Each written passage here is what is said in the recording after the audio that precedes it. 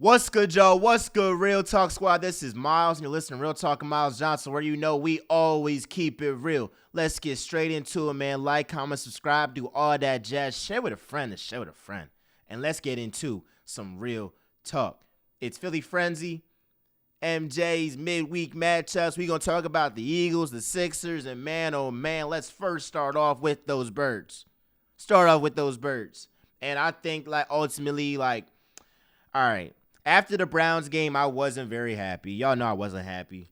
I wasn't too high on Nick Sirianni going at fans. I don't care about that whole Reddit situation. I don't care. I know what I saw with my own eyes. Regardless if the whole thing about, it was friendly banter, all that, you're still out here doing this after beating the Browns by 4 points. They're an NFL team. But come on. But this ain't even an episode about Nick Sirianni, for real. I'm going to talk about him real quick, but it's actually going to be a positive. It's going to be positive, and it's going to be encouraging. The one positive thing I can say about Nick Sirianni is that he always takes the blame. That's commendable. Because I would lose my mind if he was out here in press conferences saying, oh, no, that's not my fault. No, sometimes to a fault, Nick Sirianni does go out here and take the fault. I mean, he's taking the fault for defensive miscues. I'm like, we all know you're not running no defense. We all know that's Vic Fangio, John. But look, that's your makeup, and that's what comes with the job, and I think he does a very, very good job of doing that, and I'll give him credit in that aspect for sure. Because, again, a lot of coaches are going to blame the players. They'll blame their coordinators. Sirianni has self-awareness to know it's on me. Now, the problem becomes, all right, yeah, you're saying it's on you, but can we get some changes? And that's when the frustration comes. Because, yeah, all right, we got to get better each week. We got to, play up to our standard. And this is on me for not getting the guys prepared, ready to play. And I'm about to talk about that right now. But it's like, all right, you're saying all these things are your fault. Now let's go ahead and correct those. Because it's like if you keep cheating on your girl and saying, my bad, that's on me, and you don't change, at a certain point, the girl is going to be fed up. And that's where the Eagles fans are. We kind of fed up right now. That's what it is. Now, speaking of players, playing up to their expectations, this is a message to the Eagles players. If y'all really believe that Nick Sirianni is a great coach and that he's y'all guy and that you're 10 toes behind him, you need to play week in, week out with that urgency, with that mindset of knowing we're playing for this guy. If you're saying this our man, then you shouldn't be in Tampa Bay getting blown out by 20 points before I can blink. You shouldn't be coming off the bye against the Cleveland Browns. And yes, their defense isn't terrible, but you got A.J. Brown, Saquon Barkley, Devontae Smith, a great O-line, Jalen Hurts. You better put up some points in the first quarter. You better do that.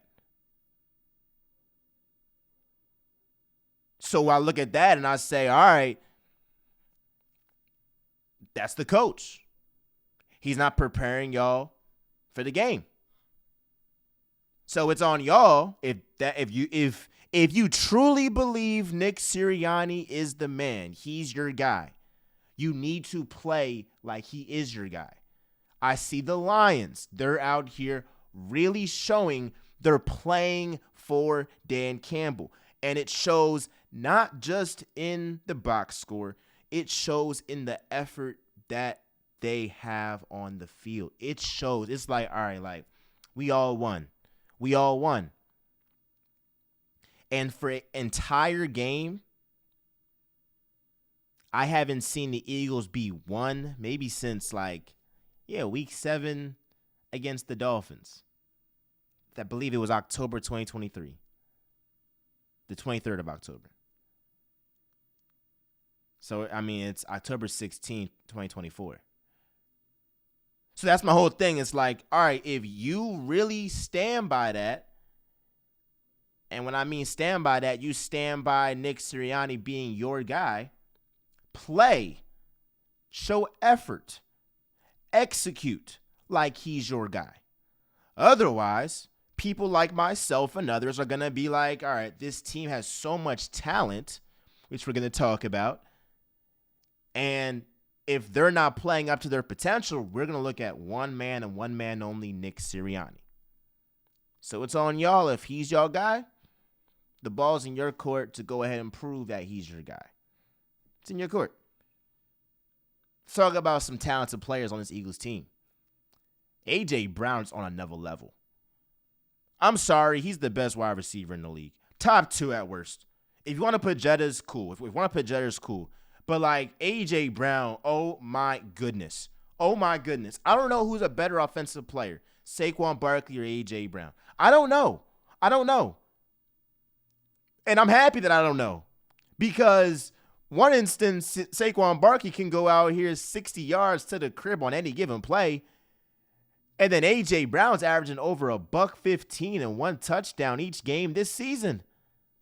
You're talking about this man, A.J. Brown, even though he's missed 3 games, he is on pace to have over 1,600 yards. 1,600 yards. You can't stop the man. And I don't know why these defensive coordinators be trying to test him, test his gangster, and play man-to-man coverage on A.J. Brown. You're dumb. That's dumb. That's just not smart to do. That's simply not smart to do. But hey, I mean, look.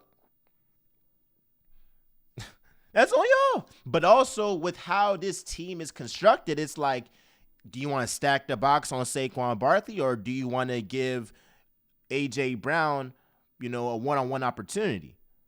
Or if you don't give, or if you double A.J. Brown, now you're giving Devontae Smith a number 1 opportunity. I'm going to go back to Devontae Smith. Let's think about this, bro. And I'm going to pull up just the best wide receivers in this league. I'm only taking these wide receivers over Devontae Smith. I got my list now. Nico Collins, Jamar Chase, CeeDee Lamb, Justin Jefferson,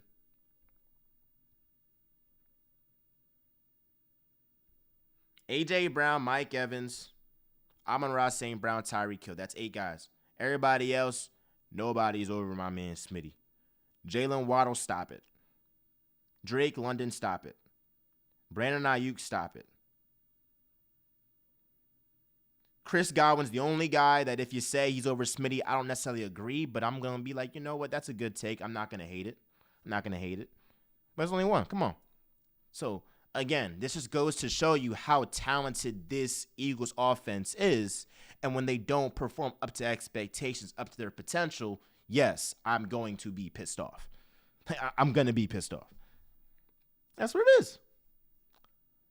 Let's go on defense real quick.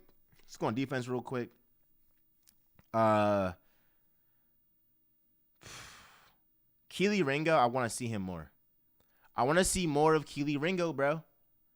All I know is when he came into the game, he made an impact off rip. You saw that hit. Boom! Boom!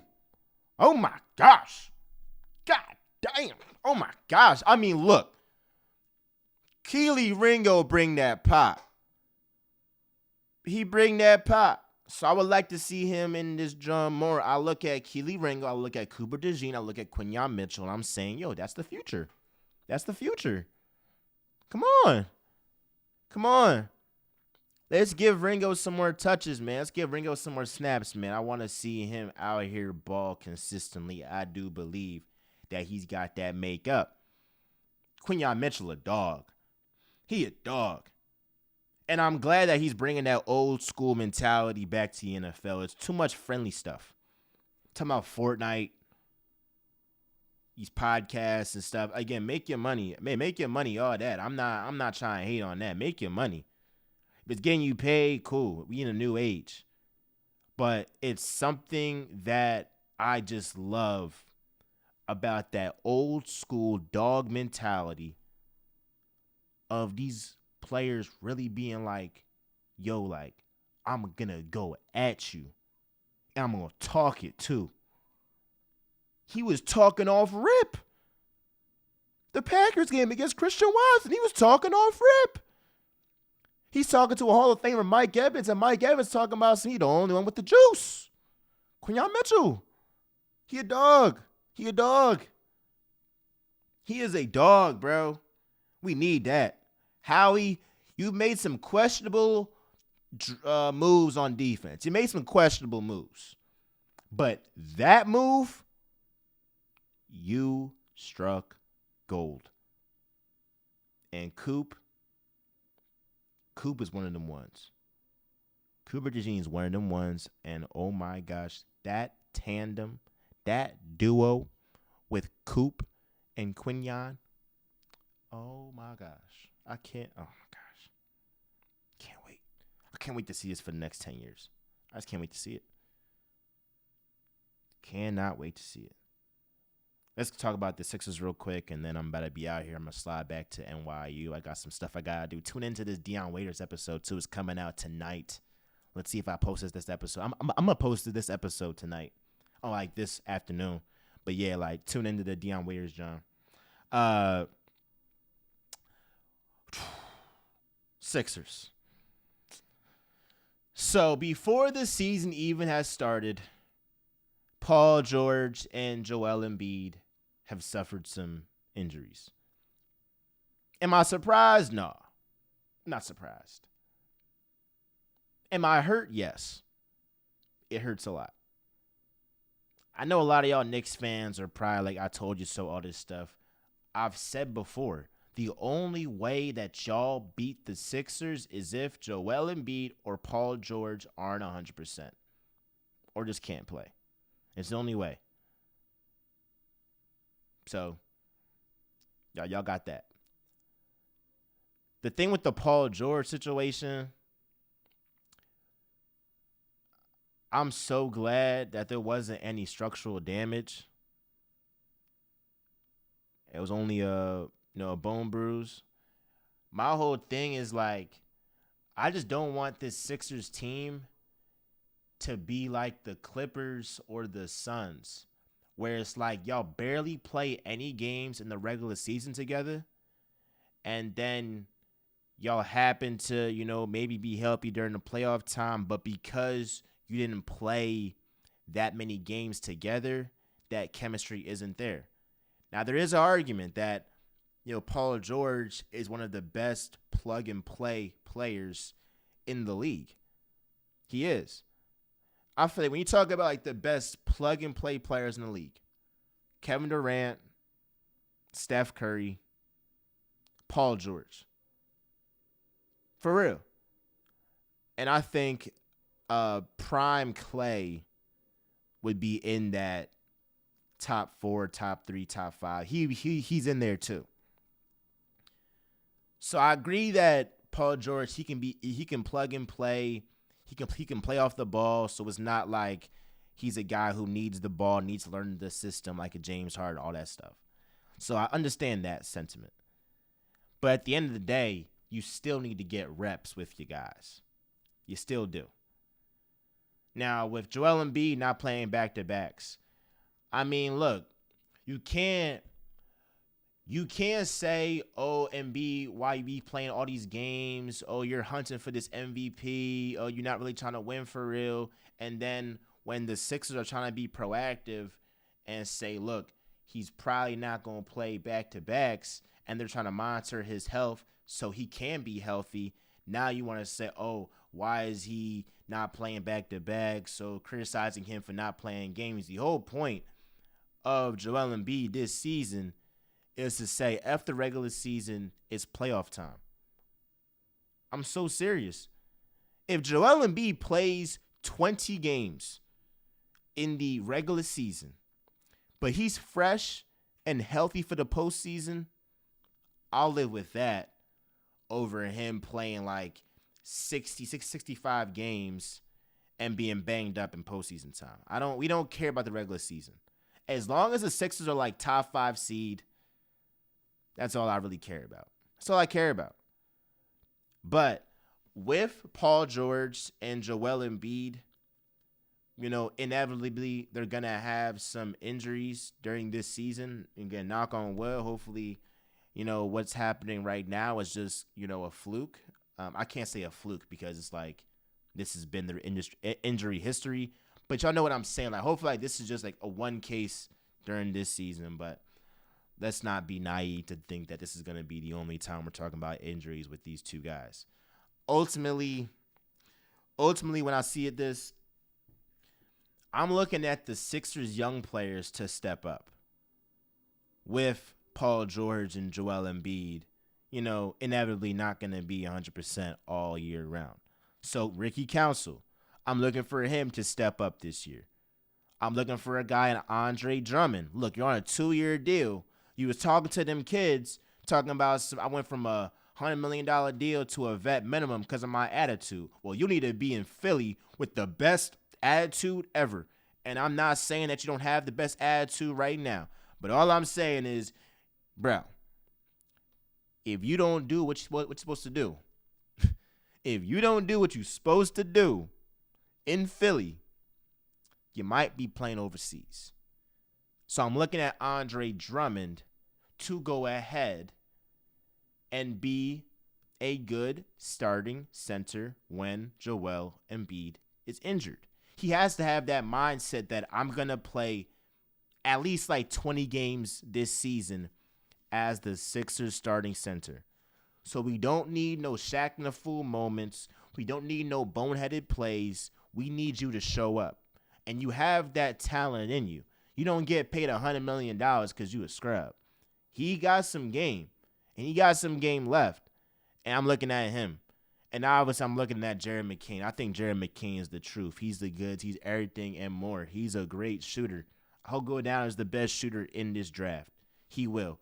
I don't know how the Sixers got him that late in the draft. But, hey, I appreciate y'all. And I've always said this. The more Jared McCain hoops, the more I do TikToks. I'm so serious. Come on. The whole city will do TikToks. No bad. But again, that's what it is. I think that the Sixers end up being like a top 4 seed. They win, 51, 52 games. I like Maxey to, up his level of play coming off of that playoff performance. I like what his makeup is, and Maxey's my freaking guy. So we got some good things to look forward to, and all that being said, like, comment, subscribe, do all that jazz. Show the friend. Love y'all, man. Appreciate y'all, man. Real Talk with MJ. Y'all know we always keep it real. We out.